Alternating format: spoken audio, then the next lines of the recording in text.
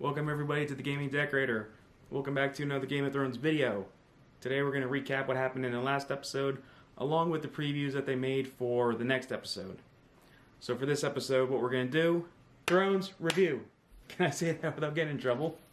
So basically the episode started off with the preview that we saw at the end of the first episode, where Jaime had been in the middle of the room surrounded by Dany and everybody else from Winterfell. Almost looked like he was on trial, but he really wasn't. Essentially, she questions his loyalty. Brienne eventually backs him up and stands up for him, as well as Sansa standing up for Brienne, all on loyalty. So that way, pretty much Dany was a little hesitant, but is watching him, to keep an eye on him to make sure his loyalty is in check. And in the meantime, Bran is watching the entire thing. He's just like that ominous force just watching in the background. And Jaime pretty much asks Bran why he didn't turn him in, why he didn't come forth with the truth of what happened.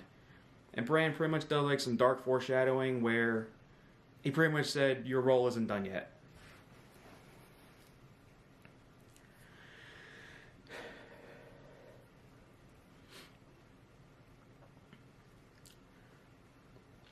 And then what happens next basically is Tyrion and Jaime reunite. They do a little bit of reminiscing. Jaime sees Brienne out in what looks like the front courtyard area, or a field at least, at the very least. So then pretty much Jaime goes down to Brienne and is talking to her and pledges himself to her to fight for her and basically have her as his commander. So it's very humbling to see that from Jaime's perspective, where he knows he's not the soldier he used to be. Dany and Sansa do a little bit of communicating and discussing family and what they would do for each other. And essentially they say how boys do stupid things when they're in love. Theon makes a little bit of a triumphant return, where he looks like he's aged a little bit. His hair's longer than when we last left him in Season 7. He pledges to fight for Winterfell, and that pretty much brought everyone's spirits up a little bit, that they have some more allies now to fight for him. We've got a join up from everybody who came from the Wall. We got Tormund, Beric, Lord Commander Tullet. They pretty much join up in Winterfell too, have a little bit of a reunion, and Tormund goes right to, where's the tall woman? So that was cool to see that, and obviously, so that was cool for them to have some more bodies available to defend Winterfell when the White Walkers show up. A lot of the main characters that are in Winterfell now, they're all pretty much assembling a plan of what to do, how to defend Winterfell from the invasion. Bran basically comes out and says the Night King wants him, because he's got those marks on his arm acting like a GPS, where he pretty much seems to be always knowing where the three-eyed raven is. So essentially the idea is to lure the Night King into using Bran as bait to get him almost in like a one-on-one to try to defeat him that way. Afterwards, Bran and Tyrion are talking a little bit, and they don't really show much else about what they're talking about. They just start a conversation and they cut away to Grey Worm and Missandei about if they survive, how they would want to pretty much just leave the life behind and live like a peaceful life, which after everything they've gone through, I can agree with that. Live in peace, as much peace as you can live in Westeros. There's also a nice little reunion on the wall between Jon and Sam and Tullet about reminiscing when they first took the Black and all the brothers that they've lost throughout the years. They talk about the battle at the wall at the end of Season 4, where they lost Pip and everybody else. And it was very cool to see a reunion of that, where it comes full circle from when they took the Black to where they are now. Oh, Ghost is alive. Tyrion and Jaime are talking in what looks like a great hall, or at the very least in front of a fireplace, where they're reminiscing about their last visit to Winterfell, and Tyrion makes the joke about how they're gonna die defending Winterfell now too. And then at that point we have a bunch of other characters coming in. We have Tormund coming in, Davos, Brienne, Pod. So they all are slowly coming in, and it's cool to see various sets of characters all together in one place now and interacting with each other as well. Then they show Arya going up to the top of one of the walls in Winterfell, and she finds the Hound there, so she sits down next to him. They're talking a little bit, discussing. Beric comes in, and then pretty much Arya gets the hell out of there because she didn't want to be around those two miserable guys.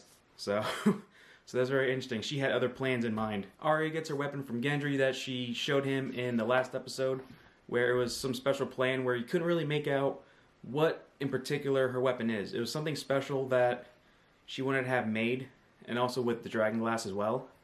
And I remember reading an interview with the weapons master from the show, and there's something very special about her weapon, so I'm really interested to see what exactly it's going to do and what kind of function it's going to have. So it's going to have to be a pretty badass weapon, I think, especially for her to have him craft that for her specifically. And then probably one of the most talked about moments in the episode is the Arya and Gendry sex scene. She's talking with Gendry how many women he's been with, and it was kind of building up through the seasons where he stuck up for her at the end of season 1. We see them interacting in season 2, and he disappears for 4 seasons, comes back in the 6th, maybe 7th, one of the two. And I can understand people's sort of squeamishness about it, because we were watching Arya grow as a child to what she is now. As far as I know, in the reports that have been out there about the age for Arya, she's old enough. She's 18 in the show, and Maisie Williams is old enough as well. So everything should be fine with that as far as legality is concerned. Going back to the Great Hall, where we have Jaime and Tyrion and everybody else, they're talking about what's going to happen. Pod eventually sings a song that was very nice and very touching. And then one of the coolest things is Jaime knights Brienne. I thought that was probably the most touching moment in the whole episode. With all the struggles that Brienne has gone through, trying to defend Catelyn, defend the Stark girls, everything she's done, seeing all of that come to fruition as she was knighted right there by Jaime. I myself was kind of hoping they would knight Brienne, and then Brienne would knight Pod. That would have been cool. And then we go to the crypt where Jon is, and we see Dany is walking down into the crypt, and then they're talking because they haven't really been that interactive in the whole episode. So pretty much all the info's out there now, where Jon tells Dany what he found out, what we all found out from the first episode, where his name, Rhaegar, and he tells the story to Dany about what happened, and then says basically, I am that child. So you can see the look on Dany's face where she did not look happy. She called him the last living male heir. So that's going to be very difficult, I think, for maybe an allegiance or even motivation now, because pretty much ever since we've known Dany and she got the resources she needed, her laser focus has been the throne, where all of a sudden a male Targaryen comes out of nowhere, and it's the person she's fighting the war with and person she got it on with. So before any other discussion from her could come out, that's where the horns are going off and the White Walkers are showing up. For the next episode is basically a war, and I think that's going to be the whole entire episode. It's going to be the war of the White Walkers and defending Winterfell, and the previews are looking kind of grim. So I think Pod might unfortunately get killed off this episode, still a squire, and never reach any potential. I think Beric might finally go, because Thoros isn't there anymore to bring him back. So I got a feeling that Beric's time might be done now. I think Lord Commander Tullet might go as well, because with the wall destroyed now, it seems like that sort of grip that the wall had with the Night's Watch and everything. So I won't be surprised if they kill off the Lord Commander again. And one more person I think maybe go would be Lady Mormont, only I'm not sure because they make a point for Sam to give Jorah Heartsbane, and I don't think they would go to that length to show Sam turning over his family sword to another family just to kill him off in the next episode. But it's Game of Thrones. I think one of the two Mormonts at the very least will probably get killed off in this coming episode. But that's my predictions for this coming episode. I think they're going to start killing off more minor characters before they get into the big meat of the characters that are left. If you guys have any other ideas of who might go first or any other theories to carry out the rest of the series, let me know in the comments below.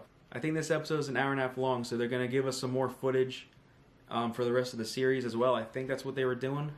So that'd be cool to give us more time to watch the battle unfold and maybe even travel to King's Landing at some point during this episode. But if you guys like the content that I make, be sure to hit that subscribe button. Give me a thumbs up for this video. It's much appreciated. And until then, can't wait to see all you guys out there in the next video. Take care of yourselves out there.